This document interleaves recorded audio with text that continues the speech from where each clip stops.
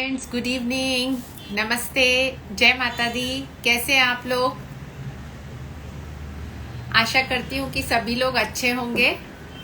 तो आज के लिए जैसा ये इंस्टा लाइव का शो अनाउंस था, क्योंकि बहुत सारे क्वेश्चंस आ रहे थे डाइट से रिलेटेड, इनफर्टिलिटी से रिलेटेड। तो कैसा डाइट होना चाहिए जो कंसीव करने के लिए हेल्प करे, तो that's why decided to do this show today. So अभी मेरे साथ में my friend dietitian doctor Sheenu will be going to join with us. तो मीनवाइल अगर आपके कुछ क्वेश्चंस हैं आप लोग पूछ सकते हैं। उनके ज्वाइन होने पर हम लोग कुछ इनफर्टिलिटी के बारे में ही डिस्कशन करेंगे। मैं बताऊंगी गायनिकोलॉजिकल पॉइंट ऑफ व्यू से, और डॉक्टर शीनू बताएंगी न्यूट्रिशन के हिसाब से कि आपको क्या चीज़ें हेल्प कर सकती हैं। तो स्टार्ट करती हूँ जब तक कि वो या हाय आर्या या हाय जारा, हाय बबली, या hi Preeti. Let me see why she has not joined yet. So तो जैसा हम सभी को पता है कि इनफर्टिलिटी एक बहुत ही बड़ी समस्या है, क्योंकि मेरे पास बीइंग अ इनफर्टिलिटी स्पेशलिस्ट बहुत सारे इनफर्टिलिटी के पेशेंट्स रहते हैं, और उससे रिलेटेड लोगों के बहुत सारे क्वेश्चंस होते हैं कि मैम हम कब कह सकते हैं। अच्छा,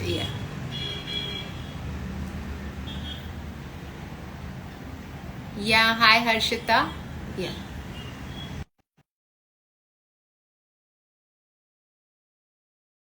या हाय आर्या। मैम मैम मेरे बच्चे को गैस बनती है और ओके ठीक से नहीं आती, तो उसका कोई उपाय बताएं। Yeah hi hi doctor Sheenu, how are you? Hello doctor Ritu, I am fine dear. आप कैसे हैं? मैं भी ठीक हूँ।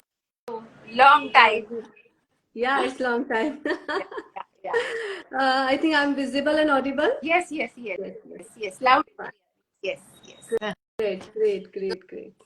So I started only giving the brief introduction about the infertility. तो meanwhile कुछ लोग जो ज्वाइन हो गए उनके कुछ क्वेश्चंस भी आ गए थे, तो आई थॉट कि जब तक आप आ रहे हो तब तक मैं एक आध के क्वेश्चन का आंसर दे देती हूँ। डन है, बिल्कुल बिल्कुल। जी जी। मेरे पास भी कुछ क्वेश्चंस है आपके लिए। हाँ डेफिनेटली अगर हमारे पास लोग ज्वाइन हो गए हैं तो we can start asking questions. हाँ हाँ, वी कैन स्टार्ट ना। मीनवाइल हम क्वेश्चंस लेते जाएंगे जो जो आते जाएंगे। बिल्कुल फ्रेंड्स, बिल्कुल। मैंने बताया कि हम लोग इनफर्टिलिटी से रिलेटेड आज डिस्कशन करने वाले हैं। तो मैं बताऊंगी as a gynaecologist point of view, और डॉक्टर शीनू बताएंगे as the point of the nutrition view कि क्या आपको खाना है क्या नहीं खाना है, उसके बारे में हम ये डिस्कशन करेंगे। So I think doctor Sheenu we can start. हाँ बिल्कुल डॉक्टर रितु, सबसे पहले तो क्वेश्चन यही है, क्या is infertility is on the rise these days? क्या बहुत ज्यादा देखने को मिल रही है इनफर्टिलिटी? बिल्कुल सही doctor Sheenu. I am being a infertility specialist, मेरे पास तो मैक्सिमम पेशेंट ही इनफर्टिलिटी के होते हैं। तो यस, आजकल हम काफी राइज देखने को मिल रहा है। और तो जैसा कि हम बोलते हैं कि क्या होता है, या तो लोग मैरिज लेट करते हैं और एवरीवन इज कैरियर ओरिएंटेड, या मैरिज हो गई तो उसके बाद उनके डिफरेंट एम्स होते हैं। मैम पहले गाड़ी आ जाए, पहले घर आ जाए, हाँ, या go for the foreign trip, पहले ऐसा सब कुछ हो जाए, उसके बाद में they are planning to have a baby. See, priorities different है। yes. Total scenario is different these days. तो पहले क्या होता था, जैसा बोलते थे, अभी लगता है कि उनको नहीं, हम सब कुछ कर लें तो उसके बाद में हम करेंगे। तो चलिए, before going to the next question, मैं आपसे पूछूंगी कि आप बताइए कि न्यूट्रिशन का क्या रोल रहेगा इनफर्टिलिटी के लिए in both mails and females. हाँ बिल्कुल डॉक्टर रितु, न्यूट्रिशन तो ऑब्वियसली हमारी बॉडी पूरे न्यूट्रिएंट से ही बनी हुई है, तो इनफर्टिलिटी में या फर्टिलिटी में भी न्यूट्रिशन का बहुत बड़ा रोल होता है। बहुत सारे ऐसे न्यूट्रिएंट्स हैं जिनकी रिक्वायरमेंट हमेशा रहेगी अगर आपको टुवर्ड्स गुड फर्टिलिटी या फर्टिलिटी की बात करते हैं। तो सबसे पहले विटामिन सी। विटामिन सी एक ऐसी चीज है जो चाहिए ही चाहिए। Then zinc. Zinc sperm counts के लिए या स्पर्म हेल्दी स्पर्म्स के लिए जिंक होना जरूरी है। और ये चीजें हमें कहाँ से मिलती है? जिंक हमें मिलेगा जितने भी नट्स हैं, सीड्स हैं, इनके थ्रू हमें जिंक मिलता है। विटामिन सी मोस्टली जितनी सोर फूड हमारे हैं, या फिर जैसे कि आंवला हो गया, इस समय आंवला का सीजन चल रहा है, एज वेल एज गुआवा में बहुत अच्छा विटामिन सी है। ब्रोकली में अगर किसी को सोर में नहीं जाना है तो उसमें ले सकते हैं। एंटीऑक्सीडेंट्स बहुत ज्यादा इम्पोर्टेंट है for the fertility point of से। आयरन, कैल्शियम, ओमेगा 3, ये सभी चीजें हैं जो फर्टिलिटी में बहुत ज्यादा इम्पोर्टेंट रोल प्ले करता है। तो ये सभी चीजें आपके डाइट एंड फूड में होना चाहिए, तभी आपको ये चैलेंजेस कम आएंगे या नहीं आएंगे। एग्जैक्टली बराबर। जैसा कि आपने कहा जिंक को, तो अभी हम सभी ने कोरोना पीरियड में इतना जिंक खाया है। तो बिल्कुल। तो सभी ने देखा था कि कोरोना पीरियड में क्या होता है, दो तरह के पेशेंट्स बहुत सारे थे हमारे पास डॉक्टर शीनू। एक तो हम्म, ऐसा था, कुछ जो इनफर्टिलिटी के पेशेंट्स थे, वो बहुत सारे पेशेंट को जिनको हमने प्लान कर रखा था कोई प्रोसीजर, बहुत सारे पेशेंट्स ऑटोमेटिकली भी कंसीव हो गए। सो था कि बहुत सभी लोग विटामिन सी और जिंक ले ही रहे थे उस टाइम पर। मतलब इतना हॉरर था कि हाँ सभी लोग ले ही रहे थे। और जैसा कि डॉक्टर शीनू ने इतना अच्छे से बताया, इतना सोर्स, अभी जैसे हम तो विटामिन सी के लिए ऐसे ही बोलते हैं कि सारे फ्रूट्स लेना। अभी आपने जैसे क्लियर किया कि ब्रोकली भी ले सकते हैं, गुआवा भी ले सकते हैं, क्योंकि बहुत लोगों की ऐसी कंप्लेंट रहती है कि मैम हम नींबू पानी नहीं ले सकते, हम संतरा नहीं खा सकते। एग्जैक्टली। तो दिस इज हाँ, वेरी गुड। कईयों को तो थ्रोट का चैलेंज होता है डेफिनेटली, जिनको लगता है कि सिर्फ सात फूड से ही आपको विटामिन सी मिलेगा, पर कई डिफरेंट फूड्स भी हैं जैसे अभी बात की, उसमें विटामिन सी आप हाँ, आराम से उसके थ्रू आप ले सकते हो। डॉक्टर रितु, ऐसे कौन से बेसिक टेस्ट है जिसको इन्वेस्टिगेट करने के लिए फॉर इनफर्टिलिटी इन पीपल? देखिए, तो इसमें क्या होता है, मतलब मेल्स के लिए तो बहुत सिंपल, हम पहले दो ही टेस्ट कराते हैं, एक सीमेन एनालिसिस और दूसरा सीमेन कल्चर एंड सेंसिटिविटी। हाँ, एडवांस में अगर इसमें कुछ प्रॉब्लम आता है तो फिर हम वाई क्रोमोसोम माइक्रो डिलीशन कराते हैं, डीएनए फ्रेगमेंटेशन कराते हैं। और पर फीमेल्स के लिए क्या होता है, फर्स्ट जो इम्पोर्टेंट टेस्ट होता है, एक बेसिक टेस्ट होता है जिसको हम बोलते हैं अल्ट्रासाउंड एंड डॉपलर, जिसमें एक सोनोग्राफी करते हैं हम उसके पेल्विस की, एंड डॉपलर जिसमें कि यानी कि ब्लड सप्लाई का स्टडी करते हैं।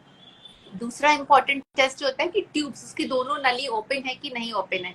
तो कितने ही पेशेंट्स मेरे पास ऐसे आते हैं डॉक्टर शीनू, जिनका कितने महीनों से ट्रीटमेंट चल रहा है, इधर गए उधर गए, लेकिन जब हम देखते हैं, ऐसे भी पेशेंट आते हैं जिन्होंने इनफेक्ट आईयूआई तक कर लिया है, लेकिन बाद में जब हम टेस्ट करते हैं तो पता चलता है उनकी ट्यूब्स की जो जांचें ही नहीं हुई, तो ट्यूब ओपन है कि नहीं ओपन है, this is also very very important. और जैसा हम बोलेंगे फिर then we coming to the some hormones which is also very important, जैसे कि एएमएच एक हार्मोन है जो कि बहुत इंपॉर्टेंट है, कि एएमएच हार्मोन का वैल्यू अगर कम रहता है तो लेडी की एग क्वालिटी बहुत पुअर रहती है। इसके अलावा थायराइड हो गया, एलएचएफएसएच, प्रोलैक्टिन हो गया, मतलब ये कुछ बेसिक हार्मोन है जो हम पेशेंट को बोलते हैं कि आपको करना चाहिए। These are the some basic test. इसके आगे आगे तो काफी एडवांस टेस्ट होते हैं, ये इतने बेसिक टेस्ट होते हैं। तो इसी में मैं आपसे जानना चाहूंगी डॉक्टर शीनू, जैसे कि अभी हमारे पास पेशेंट आते हैं लो एएमएच वाले जिनका पुअर एग काउंट है, तो ऑफ कोर्स हम बताते हैं कि एसडीएचईए लेना है, कोएंजाइम Q10 लेना है। तो आज आप हैं तो ये बहुत ही अच्छा है कि आप मुझे बताइए कि डाइट में हम और क्या क्या एडवाइस कर सकते हैं पेशेंट को। बिल्कुल। डाइट में जैसी कुछ चीजें अभी मैंने बताई आपको कि वो तो लेना ही है, साथ में हम ना कुछ हर्ब्स भी इंक्लूड कर सकते हैं। कई बताइए। सारे ऐसे आयुर्वेदिक हर्ब्स है, डेफिनेटली वो आपको डायरेक्ट नहीं लेना है, हेल्थ कंसल्टेंट से पूछ के, डाइटिशियन या आयुर्वेदा डॉक्टर से पूछ के आपको लेना है।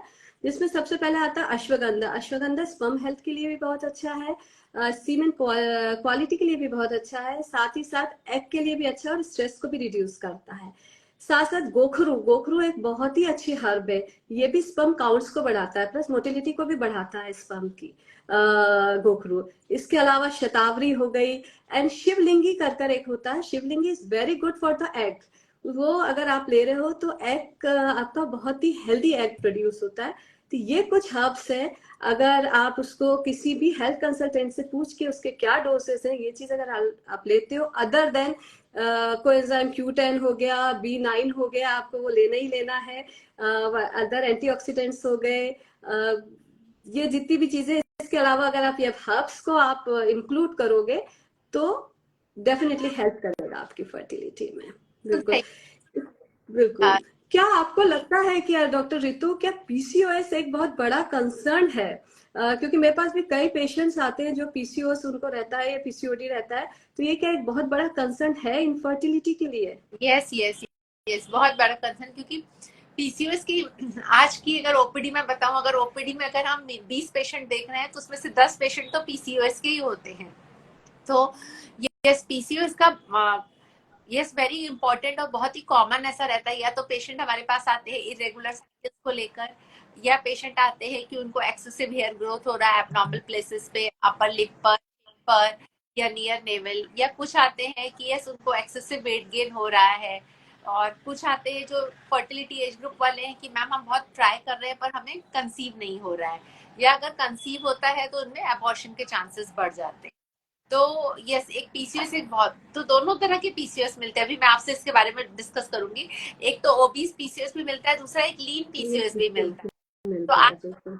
ऐसी लड़कियां आ रही है, मतलब जिनका ऐसा है कि अगर हमने सोनोग्राफी किया, मतलब पेशेंट आया है जैसे यूरिनरी ट्रैक्ट इन्फेक्शन के लिए या सीवियर पेन इन एब्डोमेन के लिए, तो जब कई बार का पेशेंट को कोई सिम्टम साइन नहीं है, पेशेंट की जब सोनोग्राफी करते हैं तो उसमें हम देख रहे हैं हाँ कि उनके ओवरीज जो है काफी पॉलीसिस्टिक है।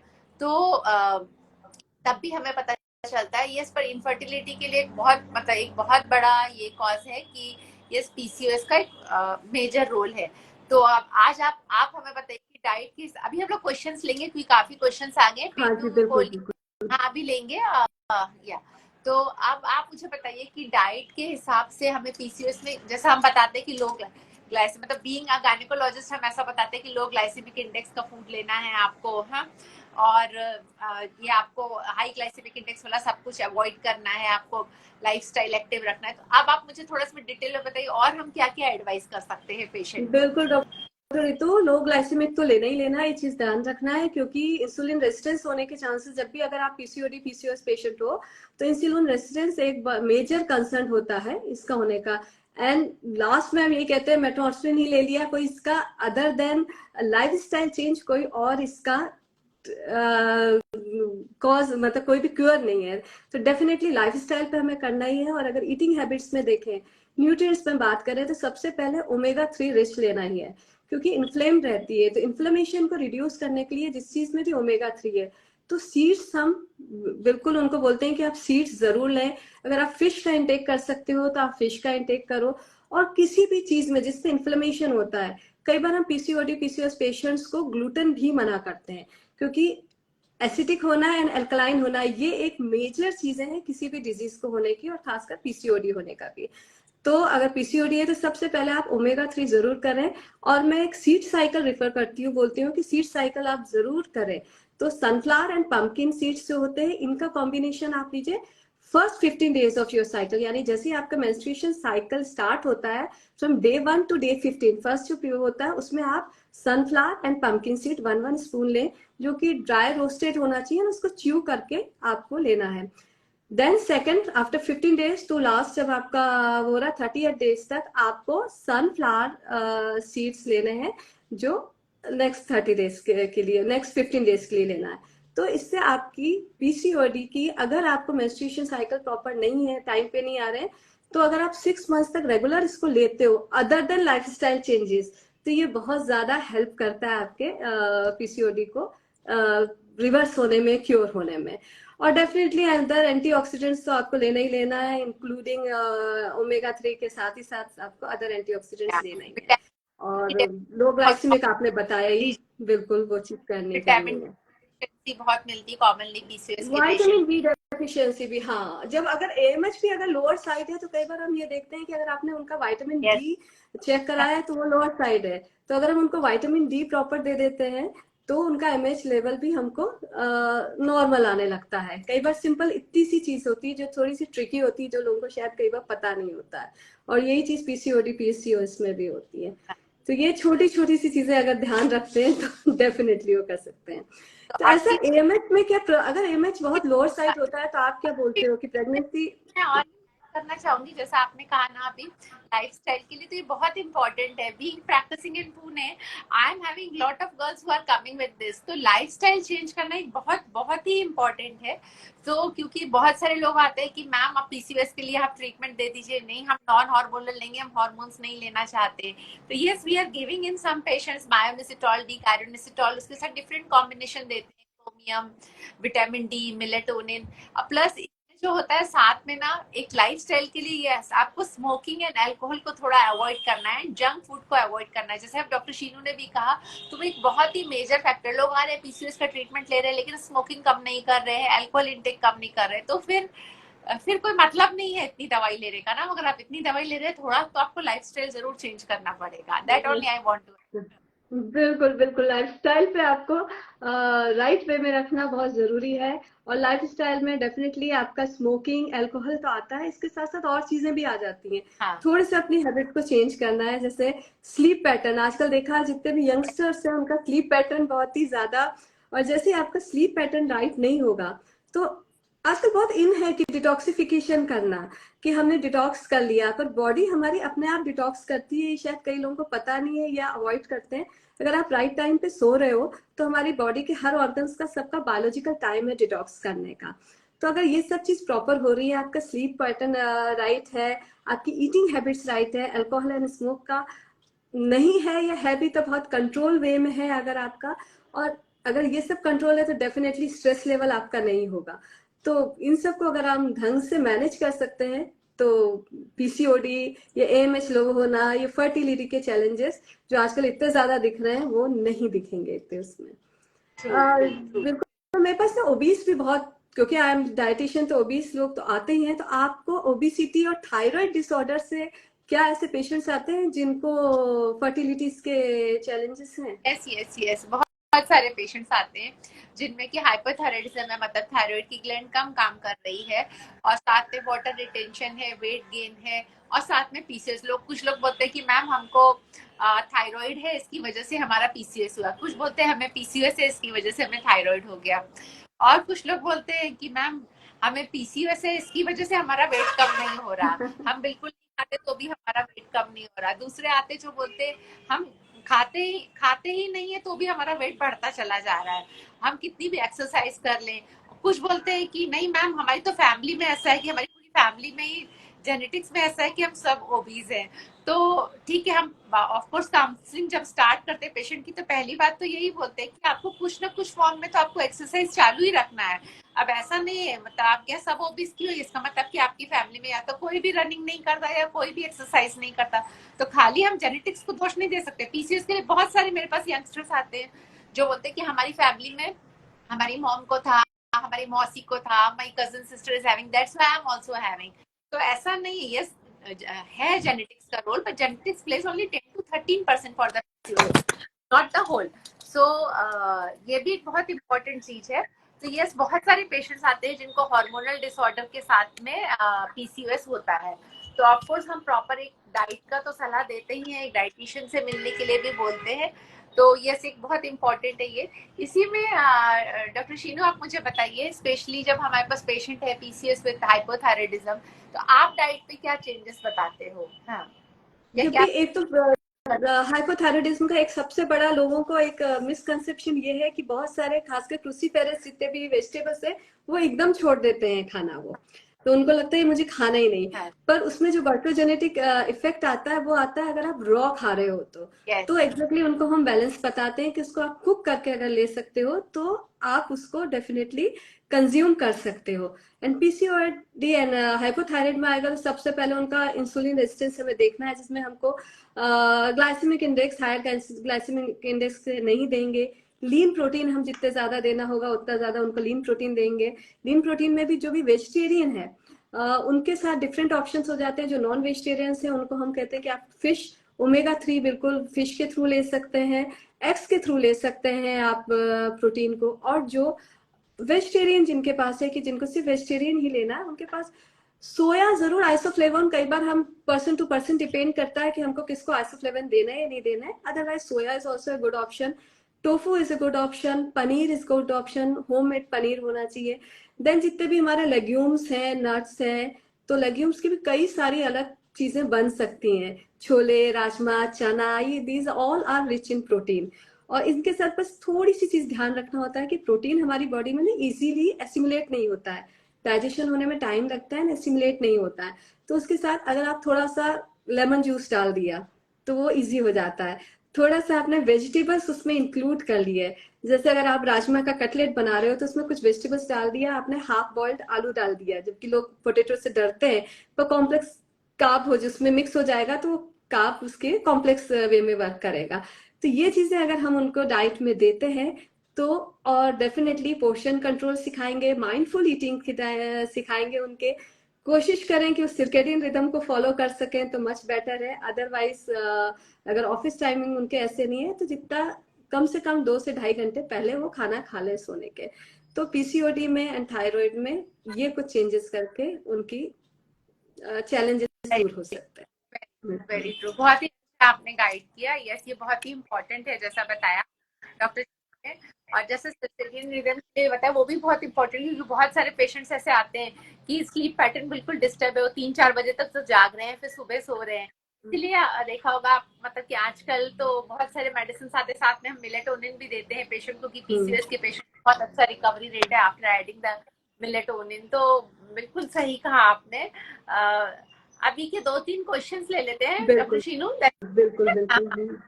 काफी देर से क्वेश्चंस आ रहे हैं, कुछ तब ऊपर चले गए, बहुत देर से आ रहे थे क्वेश्चंस। क्योंकि मैं भी देखती हूँ घर पे। हाँ, ये पिंटू कोहली का है क्वेश्चन। कहाँ गया ये तो क्वेश्चन, मैं तो देख रहा था मुझे।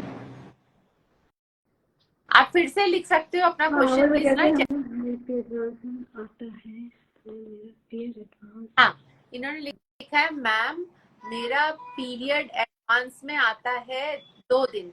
2 दिन तो कोई प्रॉब्लम नहीं है। देखिए, अगर 3 से 4 दिन पीरियड आपका पहले आ रहा है, या 3 से 4 दिन बाद में हो रहा है, तो कोई प्रॉब्लम। कभी कभी डिफरेंट हार्मोनल फैक्टर्स या स्ट्रेस की वजह से ऐसा होता है। हाँ, अगर आपका पीरियड ऐसा है महीने में आपको 2 बार हो जा रहा है, या 1.5 महीने 2 महीने तक पीरियड नहीं आ रहा है, तो प्लीज आप जाकर डॉक्टर को कंसल्ट करिए। That will be important. 28 days 26 days की साइकिल इज या fine.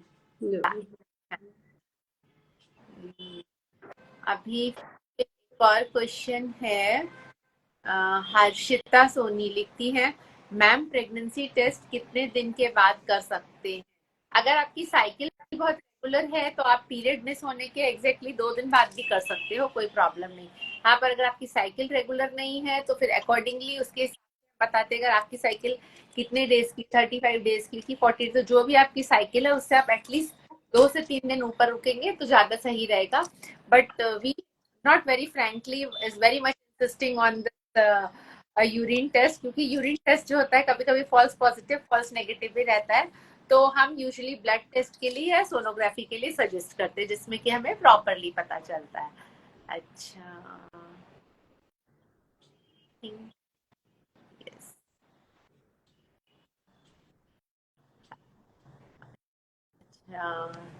Someone is appreciating. I am Faraz. Faraz is writing, great talk, much needed for true awareness among the population. Thank you for joining. Thank you. एक चीज मैं पूछूंगी भी और उस पर जरूर कंसर्न है, क्योंकि कई बार लोगों को ये नहीं होता है कि स्ट्रेस एक मेजर कारण है।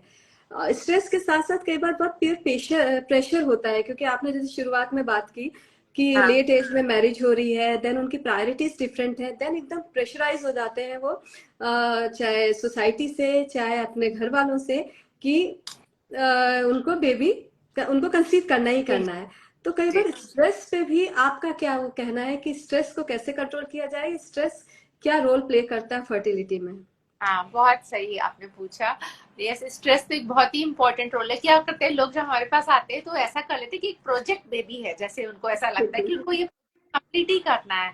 और फिर कई बार कपल ऐसा बोलते हैं कि ma'am the days when you are trying, आप जब बता रहे हो कि तब हमें ट्राई करना है, वो डेज पे हमारा कांटेक्ट नहीं हो पाता, कि उनको इतना स्ट्रेस है कि अब कुछ ऐसा प्रॉब्लम है कि हम ट्राई भी करते हैं तो हो पा रहा है। नहीं, तो आपको जो भी करना है आपको स्ट्रेस फ्री होके करना है। अपनी बॉडी को 1 महीना 2 महीना टाइम दीजिए। ऐसा नहीं कि आप एकदम ही पीछे पड़ जाएंगे, प्रॉपर स्लीप नहीं होगी, उसी बात की टेंशन में लगे रहेंगे, तो फिर नहीं हो पाएगा। Yes, stress plays a very very बिल्कुल इंपॉर्टेंट रोल।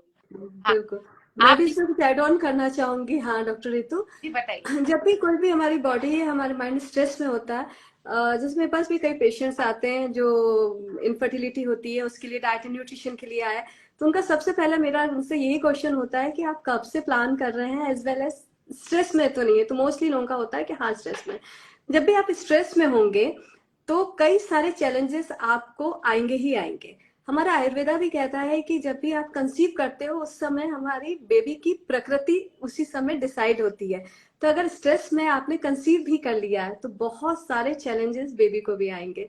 और जब भी स्ट्रेस में होते हो तो कॉर्टिसोल लेवल जैसे ही आपका इंक्रीज होगा तो आपकी जो बॉडी की नीड होती है वो डिफरेंट हो जाती है। तब आपको शुगरी चीज, फैटी चीज, उस चीज की नीड होने लगती है।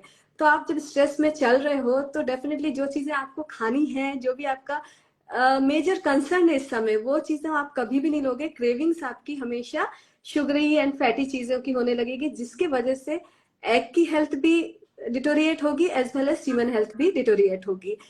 इस वजह से कि कहीं ना कहीं आपको अपने स्ट्रेस को मैनेज करना बहुत जरूरी है, अगर आपको कंसीव करना है, साथ साथ हेल्दी बेबी को कंसीव करना है, तो ये बहुत इंपॉर्टेंट है। बिल्कुल सही, बिल्कुल सही, बहुत ही अच्छा टिप दिया आपने। अच्छा, इसमें बताइए डॉक्टर शीनू, अभी जैसा कि आपने बताया भी आजकल कुछ पेशेंट्स आते हैं जो बोलते हैं कि नहीं मैम हम तो पहले तो ही वेगन है, अब आजकल बहुत सारे ऐसे पेशेंट्स आते हैं जो बोलते हैं कि नहीं हमें we are taking since ages we are taking the gluten free diet. Abhi the girl is 24 years and she's telling me from 6 years I am on the gluten free diet. So what's your opinion for that? Is that is good or not?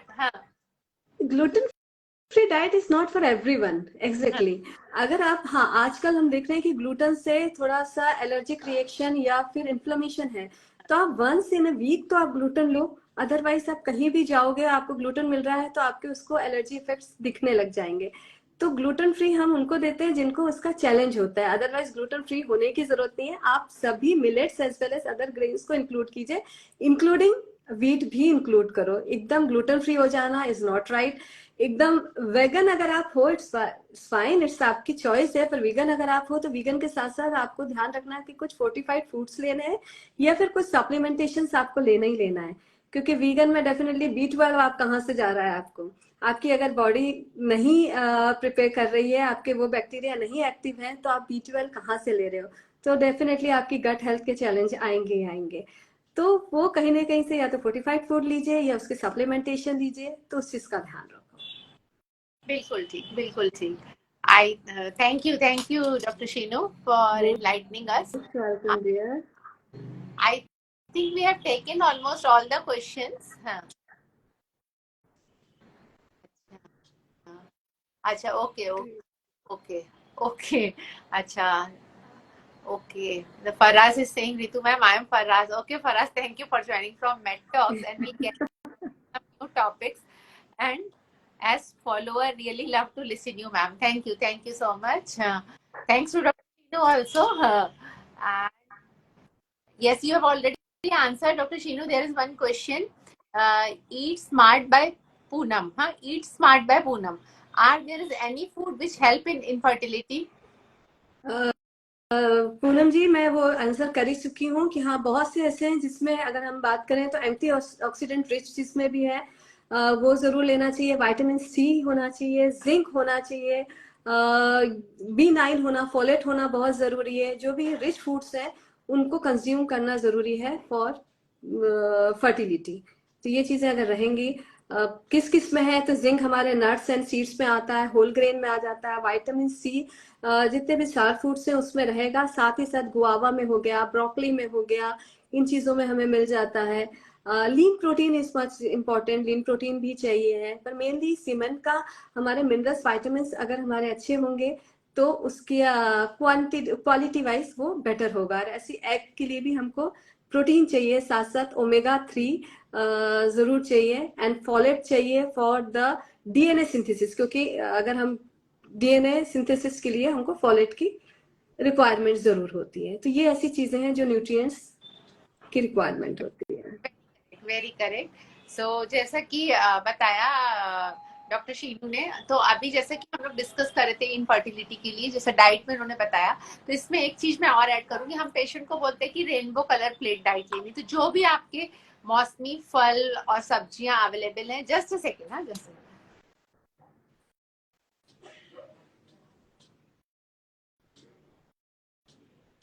तो हम जो बोलते हैं कि जो भी seasonable fruits and vegetables हैं वो सब इंक्लूड करने के लिए। तो आप देख रहे हो आजकल तो सर्दियों का समय शुरू हो गया है, तो बहुत सारी चीजें जैसे कि इतने सारे ग्रीन लीफी वेजिटेबल्स अवेलेबल है, आप तो कुछ ना कुछ, बिकॉज फोलिक एसिड के लिए जैसे उन्होंने बताया डॉक्टर शीनू ने, तो yes folic acid is very very important. तो फोलिक एसिड की टैबलेट तो आपको डॉक्टर देते ही है, प्लस जो हम आपको बोलते हैं कि आपको कुछ भी ग्रीन लीफी वेजिटेबल आपको इंक्लूड करनी है, इतनी सारी चीजें अवेलेबल है, मेथी, पालक, भतुआ, स्प्रिंग ओनियन, कितने सारे हरे साग, सरसों का साग, कितने सारे साग अवेलेबल हैं। तो आप डेली कुछ ना कुछ एक हरी पत्तेदार सब्जी अपनी डाइट में इंक्लूड करिए, गाजर, टमाटर, मूली, so many things are available these days. तो आप इसमें से कुछ ना कुछ अपनी डाइट में इंक्लूड करिए, that all will be going to help you. Winter so is the best season, winter is the best season कि जिसमें आपको मैक्सिमम फ्रूट्स एंड वेजिटेबल्स मिल जाएंगे, जो आपको अपने हेल्थ के लिए एडवांटेज मिलेगा आपको। बिल्कुल बिल्कुल डॉक्टर रितु, बहुत मतलब इतनी सारी सब्जियां अवेलेबल होती हैं, जी वेट लॉस भी गुड टाइम, आपको इतने सारे ऑप्शंस अवेलेबल, एग्जैक्टली। इतने सारे। वेट लॉस का best time is the winter time. Yes, हाँ। तो आई थिंक हमारे शो का टाइम भी हो गया है अभी, and yes, we have taken almost all the questions what we have received, and thank you doctor Sheenu for joining with me. Thank you doctor Ritu, it was a great pleasure for me also. बहुत अच्छा लगा इस topic पे बात करना भी, as well as लोगों की क्वेरीज को सॉल्व करना भी। Thank you. हम लोग फिर जुड़े जल्दी किसी और टॉपिक के लिए। बाकी जो लोग पीसीओएस के बारे में अधिक जानकारी चाहते हैं, तो मेरा 29 को मेटॉक्स की उस पर, तो मेटॉक्स में 5 बजे रहेगा, जो भी करना चाहे 5 बजे जुड़ सकते हैं। एंड डॉक्टर शीनू के साथ मैं आज ही बात करूंगी, जल्दी हम एक दूसरा एक सेशन प्लान करेंगे। बिल्कुल। Thank you, thank you.